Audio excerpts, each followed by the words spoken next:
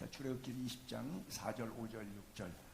오늘 두 번째 계명 석절의 말씀을 저와 여러분이 함께 교독하겠습니다. 제가 먼저 4절 읽습니다.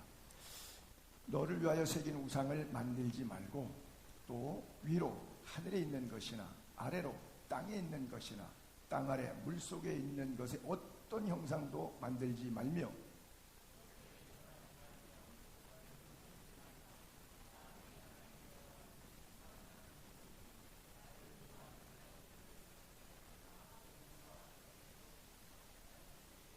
다같이 나를 사랑하고 내 계명을 지키는 자에게는 천대까지 은혜를 베푸시느니라. 아멘. 우리 하나님이 질투하는 하나님이라고요. 되게 유치하죠. 느낌이 어떠세요? 제목이 성경 본문에 나는 질투하는 하나님이라. 어감이 조금 우리가 질투라는 단어는 좀 부정적인 느낌이 있는데 그렇게 생각하시면 돼요. 내 배우자가 외도하는데 내가 마음이 너무 좋아서 다 사랑해줘요. 그러면 그걸 진정 사랑하는 걸까요? 관심이 없는 걸까요? 관심이 없는 거죠. 주님이 그만큼 나를 사랑하신다는 증거예요. 결론적으로 말씀드리면 질투하는 하나님은 나를 사랑하는 하나님. 있습니까? 그렇게 이해하시면 아주 쉽게 본문을 정리할 수 있어요. 1계명은 나 외 다른 신을 내 앞에 두지 말라고 했기 때문에 누가 우리의 예배의 대상일 수 있는가 하는 예배의 대상에 대한 분명한 거예요. 유일한 하나님만이다. 어떤 것도 안 된다. 나 외에는. 그래서 유일한 하나님. 그리고 두 번째는 그 유일한 하나님을 어떻게 예배할 것인가.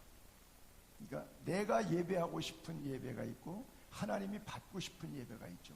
늘 설교하면서 마음속에 갖는 부담은 내가 전하고 싶은 하나님의 말씀이 있고 여러분이 일주일 동안 힘들게 살고 와서 교회 와서 위로받고 싶은 여러분들이 듣고 싶은 설교가 있어요. 이게 맨날 반대예요. 하나님이 우리에게 하시는 말씀과 우리가 하나님께 듣고 싶은 말씀, 그러면 누가 갑이고 누가 을이 될까요? 하나님이 갑이시죠. 그렇다 그러면 우리가 을이라 그러면 들어야 되는데 을이 을 위치에서 기분이 불쾌한 거예요. 왜 너가 갑이야? 그래서 선악과를 왜 따먹죠? 눈이 밝아 하나님과 같이 되면 되잖아요. 바로 거기에 우리의 범죄가 있는 거예요. 그래서 두 번째 계명에 어떤 형상도 왜 보암직, 지혜롭게 할 만큼 탐스럽고 먹음직스럽고 보는 곳에서 보는 시각적인 죄가 있기 때문에 우리 많은 장님이 죄를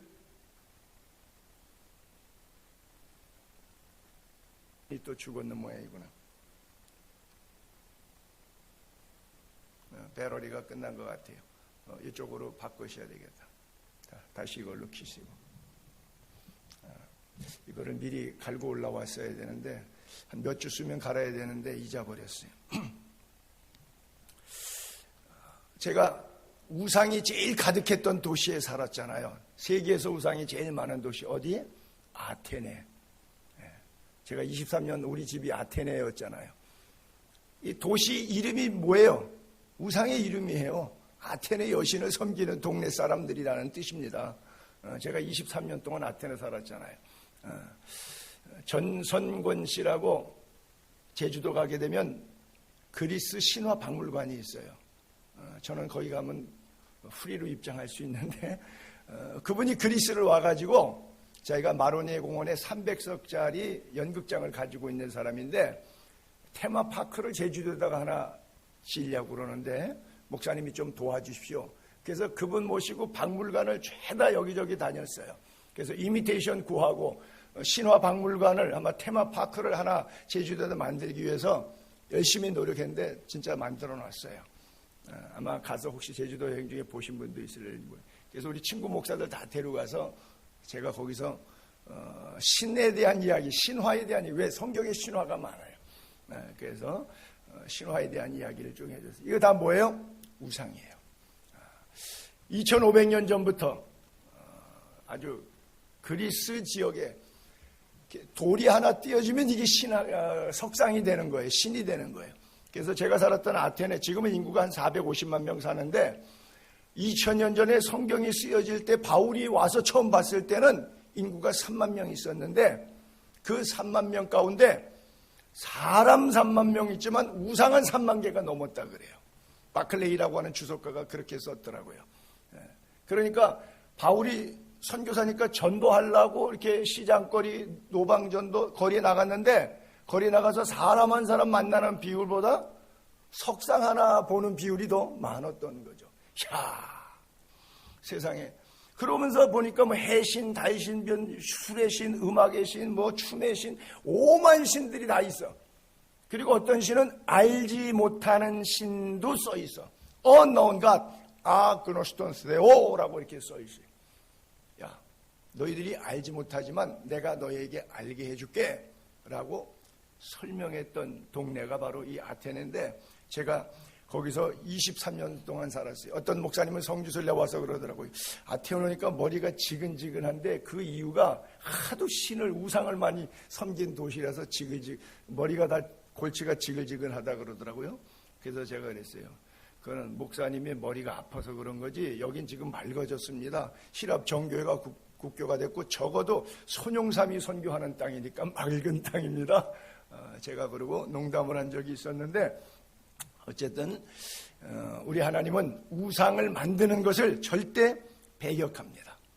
그래서 여러분들이 영과 진리로 하나님 앞에 나아가는 게 중요해요. 예를 들어서 주일 성수다. 그래서 예배당 갔다 왔다. 그럼 내가 하나님 앞에 예배했다. No. 아니요.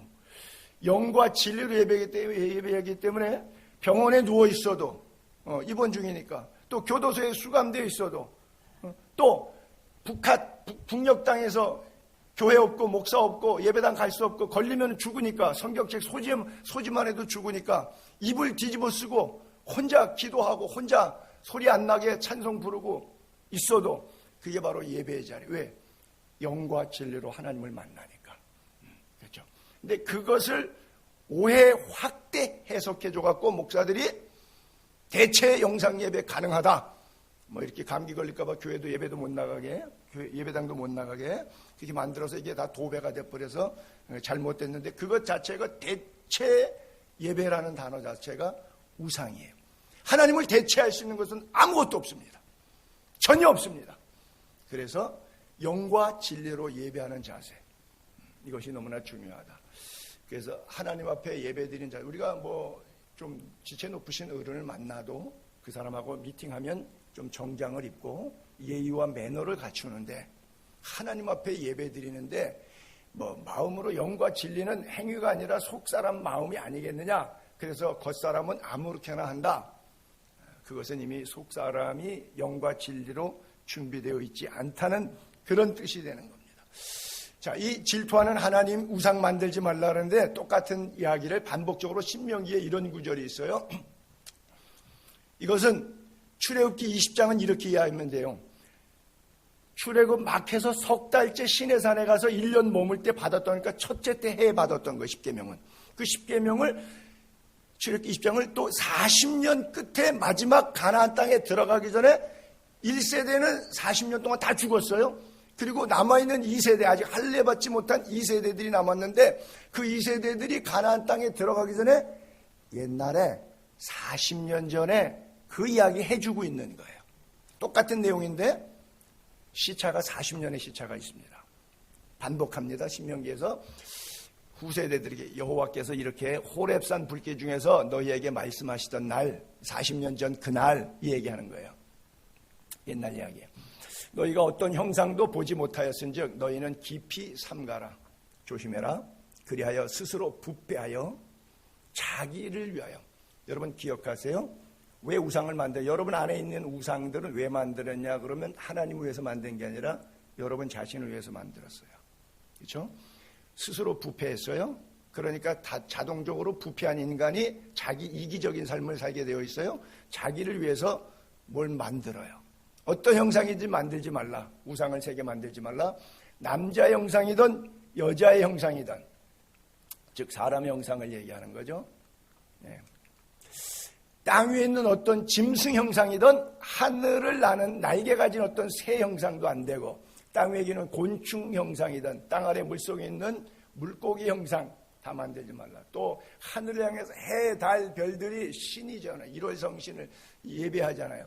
어떤 천체 우주, 하나님께서 천하 만민을 배정하신 것, 이거 뭐예요? 하나님이 다뤄놓은 거예요. 해달 별들 하나님이 배정해 놓은 거예요. 넌 거기 있으라. 거기 있는 거 너 돌아라. 너 도는 거예요. 너는 좌측으로 돌아. 너는 우측으로 돌아. 너는 타원형으로 돌아. 넌 동그랗게 돌아라. 천체는 그렇게 돌아가요. 수만 개의 횡성이 그렇게 서로 돌고 있어요. 하나님이 배정하신 대로. 미혹하여 그것을 경배하며 섬기지 말라. 근데 너무 자연이 신비롭고 천체가 우주가 신비의 영역이다 보니까 그게 제사가 되는 거예요. 예전에도 왜 계엄 예배 드린다, 뭐 신년 첫 뭐 한다 그러면 다 뭐예요? 돼지 대가리 삶아놓고 그거 경배하고 섬기죠. 그러면 돼지 대가리를 섬기는 거예요? 1월 성신을 섬기는 거예요? 결국 누구죠? 나죠. 그렇죠? 자기를 위해서 우상을 섬기는 거예요. 1월 성신을 위한 게 아니에요. 선왕당에서 빌면 선왕당 나무를 위해서 비는 게 아니에요. 정한수 떠놓고 빌면 깨끗한 물을 위해서 비는 게 아니에요. 그렇죠? 모든 우상의 근본은 뭐예요? 나예요. 그렇죠? 왜? 내가 부패했기 때문에 스스로 부패해서 자기를 위해서 하나님을 대신할 수 있는 것. 나 복줄 대상을 찾는 건데 복줄 대상은 하나님밖에 없다는 거예요. 너희는 스스로 삼가 너희 하나님 여호와께서 너희와 세우신 언약 잊지 말고 내 하나님 여호와께서 금하신 어떤 형상 우상도 조각하지 말라. 내 하나님 여호와는 소멸하는 불이시요 질투하는 하나님이시니라. 제가 설교를 준비하면서 한 10대권의 다른 이 본문에 관해서 설교한 목사님들의 좀 책을 다 읽거든요. 항상 홍정길 목사님이 이 부분에 설교했던 책 보니까 홍정길 목사님, 그 남서울교회, 남서울은혜교회 나중에 그분이 그렇게 써 있더라고요. 그 책에. 자기 여동생이 미술 조속과에 갔대요. 조각 만드는 과죠. 그랬더니 자기 아버지가 난리를 쳤대요. 왜 필요면 우상 만드는 과를 갔냐고. 그리고 재미있는 이야기가 그쪽에 있었는데 또 다른 차원의 이야기겠죠. 어쨌든 너는 다른 신에게 절하지 말라. 여호와는 질투라 이름하는 질투의 하나님이라 그랬어요. 사랑과 질투는 같이 가는 겁니다. 사랑하면 사랑할수록 질투가. 근데 정당한 개념과 잘못된 개념이 있죠. 남이 돈 많은 거 질투하고 남이 나보다 공부 더 많은 거 학벌, 재력, 실력, 그 다음에 자기가 갖고 있는 자리 이런 거 질투하는 것하고는 좀 다른 얘기예요. 우리 하나님은 하나님만 사랑하고 하나님만 따르라 그러는 거예요. 근데 왜 그렇게 지독히 이기적인 느낌이 들고 유치한 느낌이 들 만큼 하나님은 그렇게 말씀하셨는가 하는 이유를 잘 알아야 돼요. 똑같아요. 우상은 왜 만든다고요? 나를 위해서 만드는 거예요. 하나님도 왜 질투하면서까지 하나님만 섬기고 우상 만들지 말라고 하는 거예요? 너 잘 살으라고, 너 행복하라고, 너 복받으라고. 그렇게 살아야 된다. 왜? 내가 너를 만들었기 때문에 네 육체도 진흙으로, 네 속의 영도 내 생명을 불어넣어서 내가 너를 만들었기 때문에 내가 제일 잘 알아. 그래서 이렇게 사는 것이 사용설명서대로 쓰는 것이 인간이 영혼과 육체가 헬스풀 가장 건강한 상태야. 그래서 요렇게 살아라. 너 복받으라고 요렇게 살아라 라고 우리들에게 말씀을 주셨다는 거예요. 여러분, 복은 상황과 환경이 받는 게 아닙니다. 신명기 28장, 엊그저께도 우리 딸이 이제 한 달 놀다가 이제 미국으로 다시 공부하러 수업이 시작돼서 들어갔는데 제가 이 성경 구절을 읽어줬어요. 신명기 28장. 제가 늘 우리 어머님이 또 나에게 읽어줬던 성경 구절이기도 해요. 신명기 28장은 복과 저주에 관한 이야기인데 14절까지는 전반부는 축복 나오고 3분의 2가 저주에 관한 이야기가 나오는데 이런 거예요. 자, 빨간 글자는 나를 얘기하고 있어요. 하나님께서 말씀을 내가 내 하나님 여호와의 말씀을 청종하면 이 모든 복이 내게 임하며 내게 이르리니. 하나님 말씀하니까 그 내는 나가 저예요. 성읍에서도 복받고 들에서도 복받고 내 몸의 자녀가 복받고 내 토지 소산이 복받고 내 짐승 새끼가 복받고 양 새끼가 복을 받을 것이고 내 광주리와 떡반죽 그릇이 복을 받을 것이고 내가 들어와도 복을 받고 나가도 보고, 거기 다 뭐냐? 복 받는 얘기가 전반부에 써 있는데 다 누가? 내가 복 받는 거예요. 내가. 저주도 마찬가지. 내가 만일 내 하나님 여호와의 말씀을 순종하지 아니하여 명령과 규례를 지켜 행하지 아니하면 이 모든 저주가 내게 임하고 내게 이를 것이니 내가 성읍에서도 저주받고 들에서도 저주받고 내 강주리와 떡반죽 그릇이 저주받을 것이고 내 몸의 소생과 내 토지의 소생과 내 소와 양의 새끼가 저주를 받고 내가 들어와도 저주받고 나가도 저주를 받으리라. 자, 돈이, 물질이, 상황이 내 자녀가 아니고요, 나입니다. 나. 축복과 저주의 근원은 나예요. 바로 나로부터 나오는데 그 나가 뭐예요? 하나님의 말씀대로 산 나와 하나님을 나를 위해서 우상을 만들고 대상이 잘못된, 방법이 잘못된 예배를 드리고 있는 나와의 내 주변 상황이 힘들어지는 거, 차이가 나는 거예요. 너를 위하여 새긴 우상을 만들지 말고 또 위에 하늘에 있는 것이나 아래로 땅에 있는 것이나 땅 아래 물속에 있는 것에 어떤 형상도 만들지 말며, 물속인데 저거 풀속에 있는 것으로 미스프린트가 됩니다. 어쨌든 하나님은 우상을 어떤 것도 만들지 말라 그랬어요. 자, 쉽게 정리할게요. 우상이 뭐냐? 하나님보다 더 사랑하는 거. 그것이 배우자이든 자녀이든 물질이든 내 직위이든, 목사라고 해서 목사, 대통령이면 대통령, 내가 사장이라 사장, 내 직위, 하나님보다 더 사랑하는 것이 우상입니다. 자, 여러분 곰곰이 스스로에게 질문합시다. 내 사랑의 제 1순위가 무엇인가? 내 사랑에 대부분 돈이죠. 뭐. 대부분 돈이죠. 돈 앞에는 지들이 재간 있냐? 대부분 돈이죠. 그렇죠? 어떤 사람에는 돈이 아니라 명예일 수도 있어요. 명예와 자기 위치에 건드리면 그냥 물어버려요. 그냥 들이받아버려요. 이 명예에 관한 자존심은 내 지위를 함부로 건드리면 가만 안 있는 분이 있어요. 그렇죠? 여러분들의 우상은 뭡니까? 하나님은 우리가 오후에 성경 공부하겠지만 아브라함에게 100세에 준 아들도 내놓으라는 거예요. 왜? 네 사랑의 중심이, 네 삶의 중심이, 네 인생의 무게 중심이 지금 나로부터 멀어져 있어. 100세 나서 금자동화 옥자동화 하다 보니까 하나님은 그것까지도 질투하세요. 여러분, 상식적으로 이해가 되십니까? 그런 하나님 믿고 싶으십니까? 아버지가 자식을 사랑하는데 하나님보다 더 사랑했다고 해갖고 난리치는 그 하나님 믿고 싶어요? 근데 원초적인 것을 이해하십시오. 그렇게 생각하면 여러분들이 오해할 수 있을 것 같은데, 그 아들을 누가 주셨습니까? 100세가 돼도 아내가 경수가 끝나도 주실 수 있는 하나님이에요. 내 생명의 주인이 하나님이기 때문에 하나님보다 더 사랑하는 모든 것은 우상입니다. 그래서 진정한 회개는 뭐가 회개하는 거라고요? 호주머니가 회개하는 거라고요. 우리는 이 부분에 있어서 떨쳐내기가 어려워요. 실제적으로 일제시대 때 신사참배했던 목사님들, 그렇죠? 다 목사님들이 뒤에 순사가 쫙 깔렸으니까 강제로 1937년도인가요? 9월 20일 평양 장대인교회에서 무슨 목사야, 그 목사가 방망이 두들기고 신사참배 해도 좋다고, 우상숭배 아니라고, 그래서 신사참배 했습니다.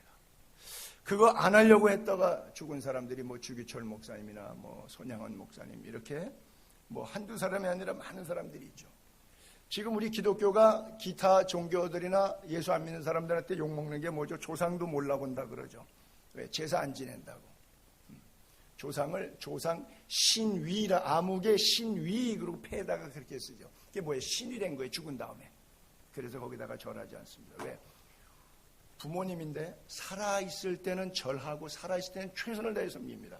딱 죽는 순간 이건 뭐예요? 죄의 결과물이에요. 죄의 삭은 사망이에요. 인간은 안 죽게 만들었어요. 근데 왜 죽어요? 죄 때문에 죽어요. 그 인간이 죽었다는 얘기는 뭐예요? 그 인간이 죄의 결과물이 나왔다는 얘기예요. 죄 앞에 무릎 꿇지 않습니다. 죄를 경배하지 않습니다. 마음으로는 부모님을 존경하고 부모님을 사랑하고 부모님의 유지를 받들고 삽니다. 그러나 그 앞에 죄덩어리 앞에 시체 앞에 무릎 꿇지 않습니다. 그것이 우리가 관원상제의 개념적으로 성경이 규정한 것과의 갈등을 낳고 있는 문제입니다. 여러분, 그래서 돌아가신 다음에 뭐 하지 말고 살아계셨을 때 잘해드리세요. 살아계셨을 때 한 번 더 잘하는 게 낫지, 돌아가신 다음에 제사상 뻑적지게 차리면 뭐 할 거예요? 그거 다 음식 쓰레기에 모아서 며칠 뒤에 부패해서 버릴 것 아니에요. 조금은 먹겠지만. 그래요.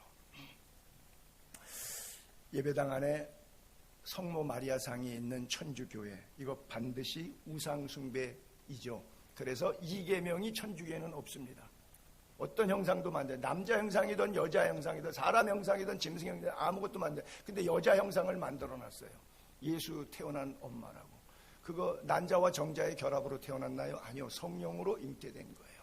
그래서 마리아가 숭배받을 이유 하나 없는데, 교회 성당에는 마당에도 뭐 안에도 마리아 놓고 마리아 앞에서 흠숭하고 무릎 꿇고 경배의 자세를 표하죠. 그리고 마리아가 중보자 역할을 한다 그러죠. 우리의 구원의 중보자 되신 성모 마리아여 라고 말하죠. 중보자는 오직 예수 그리스도 한 분밖에 없어요. 이거 주님 재림할 때까지 천주교는 못 고칠 겁니다. 절대 못 고치죠. 고치면 천주교가 무너지니까 자기네들의 교권을 지키기 위해서 이 우상 타파를 하지 못하는 이 교단이 바로 천주교다. 저는 그렇게 봅니다. 심지어 개혁주의 교회 안에서도, 개신교의 교회 안에서도 이 십자가 없고 민벽으로 하는 교회들이 많습니다. 왜? 십자가조차 우상될까 봐.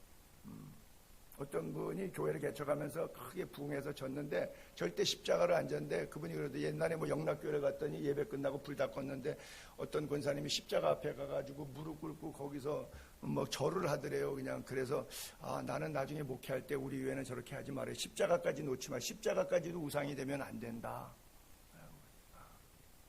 그분은 한 단계 더 나간 것 같아요. 아들도 하나님보다 더 사랑해서는 안 된다는 아브라함과 이삭의 교훈보다 한 끗 더 한 것 같아요. 예수님이 주셨던 구원의 상징인데 조금 너무 극단적인 개혁주의가 아닌가 생각하는데, 어쨌든 그리고 10년만 되면 10년 운세 보시는 분들이 있어요. 교인들도 10년 운세 본다 그러더라고요. 여러분 혹시 인터넷 웹사이트나 뭐 옛날에는 그런 게 있는데 스포츠 신문이라든지 일반 신문에 보면 밑에 보게 되면 뭐 오늘의 운세 뭐 이런 것들 나오는 것들이 쭉 있었고 그랬거든요. 근데 장난으로라도 보지 마세요. 왜? 하나님이 질투하셔요. 장난으로 이렇게 보는 경우가 있어요. 재미삼아 본단 말이죠. 그거 재미 자꾸 붙이면 안 보면 궁금해서 보고 거기에 생각이 미쳐서 연애 운, 뭐 경제 운, 뭐 사람 운, 뭐 이래갖고서는 요거 맞았네, 안 맞았네. 죄송합니다. 이렇게 쓸게요. 요지라라고 앉았다고. 그래서 신앙생활 다 잃어버려요. 한두 번 장난한 것 같았는데 그 장난이 내 삶의 징크스가 돼버렸어요. 그래서 하나님은 애초에 악은 모양이라도 보리라, 쳐다보지도 말래. 그래서 지금까지 혹시 여러분들이 뭐 점 보고 운세 보고 토종 비결 이런 거 했다 그러면 하나님 앞에 철저히 회개하시고, 여러분들이 점 봐가지고 내 장사가 잘 될 거요 안 될 거요, 점 봐서 이 사람이랑 살아야 돼요 안 살아야 돼요, 어떻게 귀신의 가르침을 따라 인생을 맡기면서 그렇게 사시겠습니까? 그렇게 살면 안 되죠. 그러하지 않게 되기를 바랍니다. 인간은 참 어리석어서 뭔가 오감을 통해서 만져지고 느껴지는 신을 섬기려고 그러니까 모세가 구리 노뱀을 했더니 700년 가까이 히스기야 왕이 종교개혁으로 없애버릴 때까지 노뱀을 분양한단 말이죠. 이 얼마나 어리석은 일이에요. 우상을 성경은 뭐라고 말하죠? 우상들은 금으로 만들고 은으로 만들고 뭐 나무로 만들잖아요. 사람의 손으로 만든 거예요. 그러니까 그 우상 석상보다 그 석상을 만든 조각가가 더 훌륭한 거예요. 입이 있어도 말하지 못하고, 눈이 있어도 보지 못하고, 귀가 있어도 듣지 못하고, 코가 있어도 냄새 못 맡고, 손이 있어도 못 만지고, 발이 있어도 못 걸어, 목구멍이 있어도 작은 소리조차 못 내. 우상들 만드는 자들, 그리고 그것을 의지하는 자들은 다 저렇게 살아요. 무지몽매하게 살게 되어 있어요. 근데 지가 숨쉬고 살고 있고 밥 먹고 있으니까 살아있는 줄로 알아. 아니요, 당신의 영혼은 죽은 영혼이요. 당신의 영혼은 죽은 영혼이요. 왜? 당신 안에 있는 우상 때문에 우상이 당신의 영혼을 삼킨 거예요. 항상 자기를 위해서요. 백성이 모세가 산에서 늦게 내려오니까 십계명 던져 깨졌던 배경이 바로 그거잖아요. 우리를 위하여 우리 인도할 신을 만들라. 참 답답한 것이 40년 동안 모세가 이 계명 갖고 설교했어요. 근데 다 죽습니다. 다 죽어요. 설교를 40년 했는데 그 설교대로 산 사람이 없어요. 설교자의 좌계감입니다. 설교는 폼으로 하는 거고 여러분들은 이제 주일 성수 개념으로 와서 앉아 있는 것뿐이죠. 네? 왜? 자기로 꽉 찼기 때문에 우상이 뭐냐? 자기가 우상이야. 모세가 또 그러죠. 40년 뒤의 이야기죠. 40주 40야를 지나 여호와께서 내게 돌판, 언약의 돌판 2개 주셨어요. 40년 이후에 후대들에게 1세대 다 죽었기 때문에 2세대 죽지 말라고 또 설교하는 거예요. 가나안 땅에 들어가서 너희들은 이제는 죽지 말고 살아라. 그 얘기하는 거예요. 일어나 여기서 속히 내려가라. 10계명 그 깰 때 하나님 말씀 얘기를 40년 전 옛날 이야기 추억하는 얘기하는 거예요. 근데 스스로 부패해서 내가 그들에게 명령한 길 속히 떠나 자기를 위하여 우상을 부어 만들었다. 여호와께서 또 이같이 말씀하여 이르시되 이 백성을 보았노라. 이는 목이 곧은 백성이니라. 그래요. 목이 곧은 백성이니라. 아주 오만방자한 적. 갈라디아 교회 바울이 그래요. 너희가 이같이 어리석으냐? 성령으로 시작해. 맨 처음에 교회 나오고 예수 믿고 말씀 공부하고 기도하고 찬양하다 보니까 눈물도 나고 뜨거워서 막 불길 같은 성령이 내 인생을 사로잡았어요. 성령으로 시작했어요. 너무 좋았어요. 근데 이제는 꺼진 불이야. 육체로 남은 건 육체밖에 안 남았어. 내 안에 육체의 죄악을 불태웠던 성령이 활활 타올랐는데 이제는 성령이 사라지고 껍데기만 남았어. 육체로 마치게 돼. 갈라디아 교회에. 그러면서 얘기합니다. 바울이 이렇게 권면하죠. 야, 너희가 예수 믿는다고 시간 봉사하고 물질 봉사하고 때로는 예수쟁이라고 고난도 받고 주변 사람으로부터 조소와 어려움도 당하고 괴로움을 많이 받으면서도 믿음 잘 지켜왔는데 결국 너희가 이같이 많은 괴로움을 받았는데 그게 다 헛것이냐? 과연 헛되냐? 성령으로 시작했다가 이제 육체로 끝날 거냐? 이렇게 물어요. 율법을 몰라서 성경책이 없어서 교회가 없어서 멸망당하는 것이 아니에요. 모세가 1세대들이 다 죽었기 때문에 2세대들은 그렇게 살지 말라고 지금 설교하고 있는데 그러면 예언은 이따구로 하지 말았는데 예언도 이따구로 해요. 자, 신명기서는 예언이에요. 이게 가슴 아픈 이야기예요. 이 율법책 가져다가 너희 하나님 여호와의 언약궤에 두고 증거가 되게 하라. 다 있어요. 교회도 있고 목사도 있고 설교도 있고 성경책도 있고 내 믿음도 있고 다 있어요. 증거가 있어요 분명히. 근데 내가 너희의 반역함과 목이 곧은 것을 아나니 오늘 내가 살아서 너희와 함께 있어도 너희가 여호와를 거역하거든 하물며 내가 죽은 후에 이르랴. 살아 설교를 40년 동안 해도 한 놈도 구원받지 못하고 전부 다 여기 광야에서 죽고 가나안 땅에 못 들어갔는데 죽은 다음에는 더 개판이지. 설교가 없을 때 말씀이 없지. 묵시가 없으면 백성이 방자에 행하는데 29절 내가 알거니와 내가 죽은 후에 너희가 스스로 부패할 거다. 내가 너희에게 명령한 길을 떠나 하나님의 말씀을 떠나서 여호와의 목전에 악을 행할 것이고 가나안 땅에 들어가서 가나안 땅 우상 섬길 것이고 너희의 손으로 하는 일로 그를 하나님을 경노하게 할 것이다. 엘리야가 그 사건 안에 농경사회에서 바알과 아세라 섬기다가 너희가 후일에 재앙을 당하리라. 너무 가슴이 아파요. 미래형이에요. 미래가 보여요. 여러분, 모세가 가나안 땅에 들어가고 못 들어가고 결정할 권한 없습니다. 모세가 보내줘요? 아니요. 모세가 가나안 땅 들어가고 못 들어가고 결정 권한이 없어요. 그러나 가나안 땅에 이래야 들어간다 저래야 들어간다는 가르침은 있어요. 따르지 않습니다. 모세 네가 뭔데? 패역합니다. 고라처럼 반역합니다. 그리고 목이 곧습니다. 스스로 제 갈 길을 갑니다. 오늘 우리의 교회나 여러분들의 신앙생활이나 제 신앙생활이나 똑같아요. 설교는 설교일 뿐, 성경은 성경일 뿐, 주일 성수는 주일 성수일 뿐, 11조는 11조일 뿐, 나는 나야! 전혀 변하지 않는, 그리고 그 재앙을 고스란히 당하는데 언제서 깨닫느냐?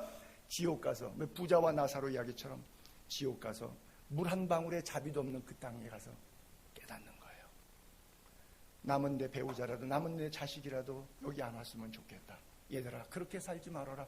그런데 그 소리가 여기에 전달이 안 돼. 그래서 그 자식도 그 자손의 자손도 계속 그 길을, 이게 40년이고 이게 350년 사사시대 하나님의 백성들이 살았던 삶의 모습이에요. 하나님의 복받는 길을 분명히 말씀해 주셔도 그들이 받을 수 없는 것은 목이 곧기 때문에 그래요. 목사가 천국과 지옥을 결정하지 않습니다. 그렇지만 이렇게 하면 천국길이고 저렇게 하면 지옥길이라고 하는 것을 분명히 가르쳐 줍니다. 물론 어떤 목사는 자기도 천국 가는 길 모르면서 천국 얘기하는 목사도 수두룩합니다만, 왜? 알아도 설교해도 자기는 그렇게 살지 않으면 자기는 가는 길이 다른 거예요.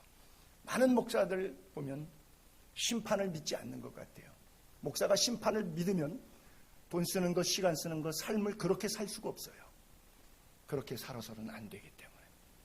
근데 그렇게 살지 말라고 성도들에게 다 선교비, 구제비 다 이렇게 줄을 해서 내놓으라고 해놓고 그거 다 모아서 지가 다 가지고 사치스럽게 사는 목사들 많아요. 어떻게 된 거예요? 심판을 믿지 않기 때문에 그래요. 아무리 설교해도 아무리 심판을 외쳐도 자기는 그렇게 살지 않는 목사와 같이, 이스라엘 백성들이 40년 동안 설교를 들었지만 출애굽기 20장에서 듣고 신명기를 해서 40년 뒤에 반복해서 듣지만 모세가 결국 예언합니다. 결국은 너희가 후일 재앙을 당하고 말 거야. 얼마나 많이 가나안 땅에 들어가서 재앙을 당하고 원수의 압제를 당하고 고난을 당합니다. 그때마다 부분적인 회개를 통해서 하나님께서 또 사사를 보내서 구원해주면 그때 또 타락하고 또 타락. 얼마나 반복해요? 계속 셀 수가 없어요. 셀 수가 없어. 하나님의 말씀이 아무리 있으면 뭐예요? 율법책이 있으면 언약궤 곁에 두면 뭐예요? 증거가 있으면 뭐예요? 계속 반복되는 거, 도루묵인 거, 결국 지옥까지 도루묵으로 가는 거예요. 그런즉 그것들을 절하지 말고 섬기지 말라. 나 여호와는 질투하는 하나님인즉 나를 미워하는 죄를 갚되 아버지로부터 아들 3, 4대까지 사랑하고 내 계명을 지키는 자에게는 1000대까지 은혜를 베푸느니라 그랬어요. 때때로 연자죄에 대한 느낌이 드는데 구약시대는 연자죄가 부분적으로 통했습니다. 다 통한 건 아니에요. 그 말씀이 하나님께서 해당되는 상황에 의해서 연자죄를 허락하셨어요.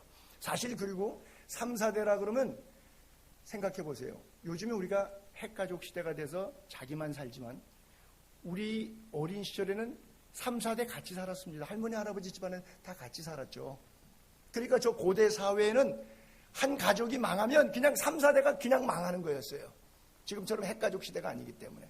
그러니까 한 가정이 망하는 것 자체가 3대, 4대가 내리망하는 거예요. 지금처럼 다 자식이 따로따로 사니까 계속해서 내리망한다는 개념보다도 그렇게 이해해도 좋아요. 그런데 축복은 1000대까지라고 말씀하고 있어요.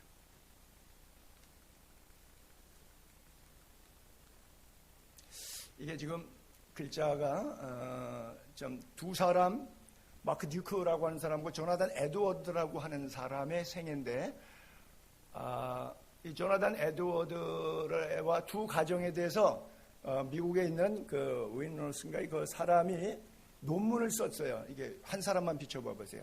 예, 오케이.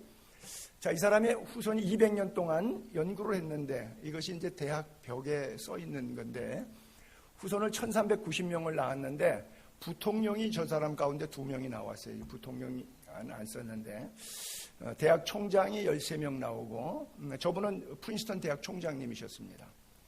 신실한 그리스도인이었고요.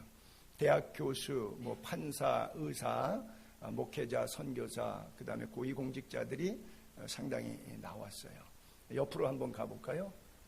맥스 디큐라고 하는 사람인데 후손 560명이었는데 거지가 310명 채소자들이 150명, 알코올 중독으로 100명 이상이 사망했던 창녀와 문맹이 학교 안 가고 그냥 이렇게 그런 자녀들이 이제 부지기수로 나왔어요.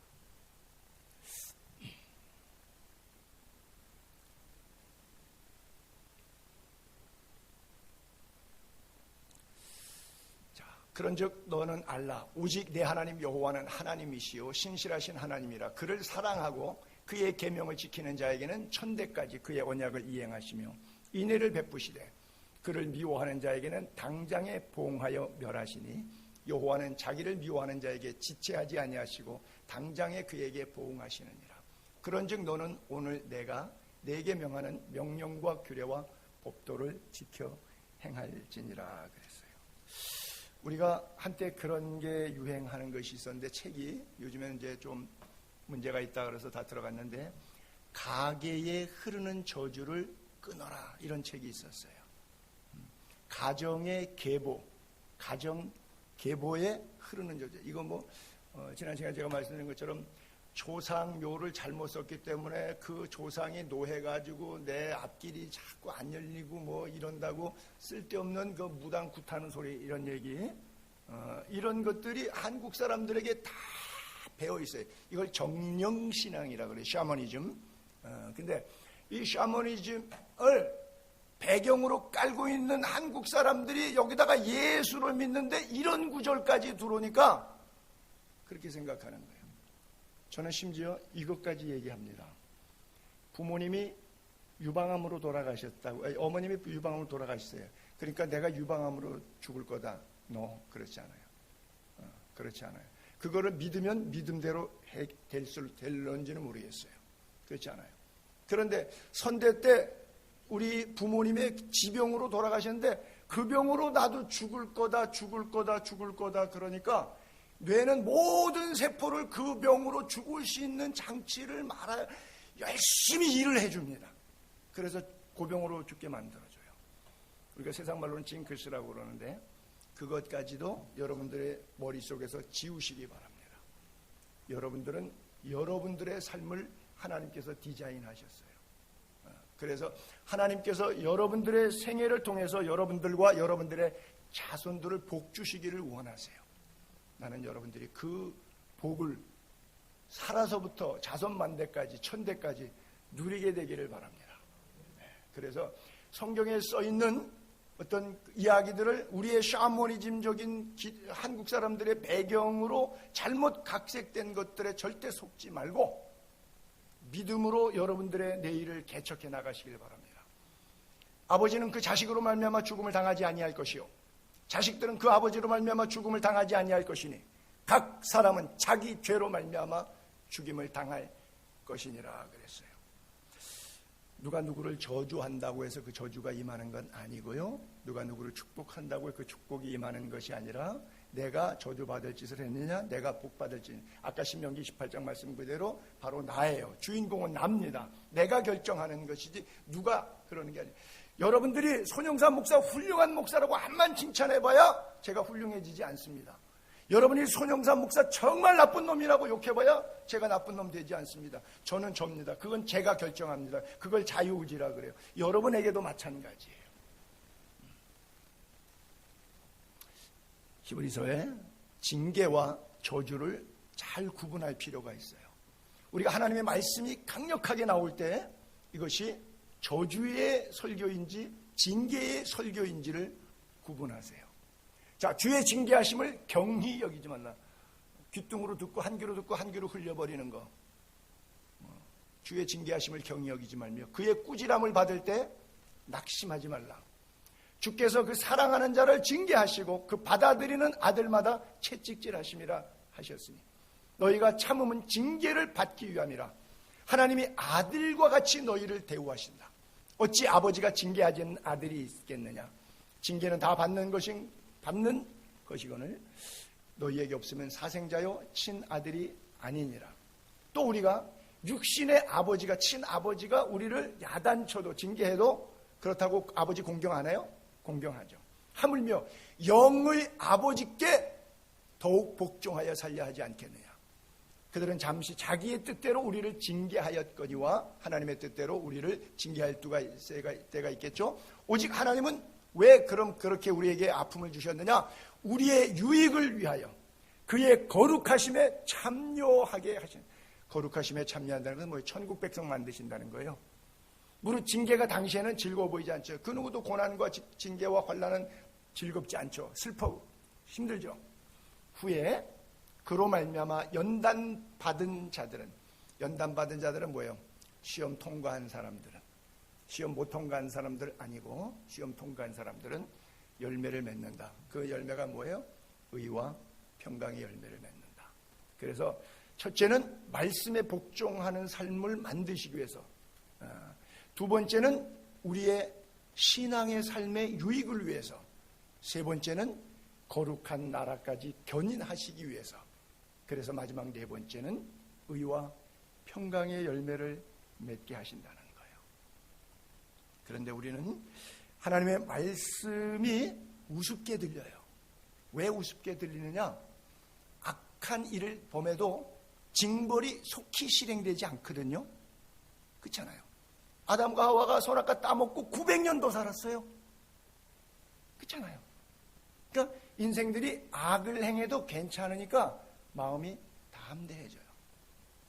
이것이 전도서에 솔로몬이 느꼈던 경험을 표현한 건데, 이해할 수 없는 구절들이에요. 우리가 살면서 하나님이 계시다 그러면 저런 인간은 꽉 벌 주시지. 아니요. 하나님은 당신이 아니에요. 하나님이 계신데요, 저렇게 힘들게 사는 사람 하나님 좀 도와주시지. 아니요. 하나님은 당신이 아니에요. 그래서 우리가 삶에 컴퓨즈가 생기고 신앙의 회의를 느끼고 교회를 나갔다 안 나갔다, 이 교회로 갔다 저 교회로 갔다 자꾸 내 마음의 즐거움을 찾아다녀요. 보세요. 죄인은 100번이나 악을 행했는데도 잘 먹고 잘 살아. 저거 나쁜 놈인데. 어이, 잘 먹고 잘 살아. 배가 아파 죽겠어. 그렇죠? 이해가 안 돼요. 하나님은 저런 거 벌 안 주고 뭐 하는 거야? 그렇죠? 100번이나 악을 행했는데 잘 먹고 잘 사니까 시험이 들었어. 하나님을 경외하여 그 일 경외하는 자들은 잘 될 것이요. 그 다음 구절과 앞뒤가 또 안 맞아. 또 그래요. 악인은 잘 되지 못하고 장수하지 못하고 그날이 그림자와 같다. 아니, 위에는 100번이나 악을 행해도 잘 먹고 잘 산다고 써있고, 그 밑에 절에는 악인은 잘 되지 못한대. 장수하지 못한대. 위에 장수하거니와 밑에 장수하지 못하고. 여러분, 이게 왜 이렇게 읽어지고 왜 헷갈리느냐? 왜 이율배반적으로 느끼느냐? 여러분의 시간표와 하나님의 시간표가 다르다는 것을 이해하지 못하기 때문에 그래요. 하루가 1000년 같고 1000년이 하루 같은 하나님 앞에서 우리가 보는 삶의 시간표와 우리가 볼 수 있는 시력의 한계 때문에 우리가 배운, 우리가 살아온 인생의 경험, 이것이 다 총망라해서 종합점수를 매기니까 나를 벗어나지 못해. 요 바가지만한 요 IQ 요거를 못 벗어나고 요 안에서 하나님의 말씀이 구동되고 작동되니까 엄청난 우주 천체를 만드는 하나님의 말씀이 이해가 안 되는 거예요. 이거 왜 이율배반적이지라고 생각하는 거예요. 우리 영혼의 문제보다, 육체의 문제보다 영혼의 문제를 주님 성경을 통해서 우리에게 교훈하고 있는 거예요. 악인이 잘 되지 못한다는 이야기는 결국은 여호와를 경외하지 않기 때문이라고 했어요. 14절, 세상에서 행해지는 헛된 일이 있는데 악행을 했어. 악인들의 행위를 따라. 근데 악은 저놈이 저질렀는데 벌은 내가 받아. 이게 말도 안 되잖아요. 그렇죠? 또 잘하는 일은 이 사람이 잘했어. 의인들의 행위를 했는데 악한 사람이 내가 받을 상을 가져가. 세상에서 행해지는 이런 헛된 일들이 있어요. 근데 이것 때문에 내가 마음이 뺏기고 신앙의 회의를 느껴요. 행악자를 인하여 불평하지 마세요. 때가 되면 하나님께서 교통정리하십니다. 그것을 믿게 되기를 바라고 어떤 상황 속에서도 하나님의 신실하심을 믿으세요. 솔로몬이 잘 나가던 친구인데 열왕기상 11장에 보게 되면 여호와를 떠나요. 왜 떠나죠? 우상을 숭배해요. 왜 우상 숭배하죠? 사랑하는 여인들이 첩과 부인이 1000명이야.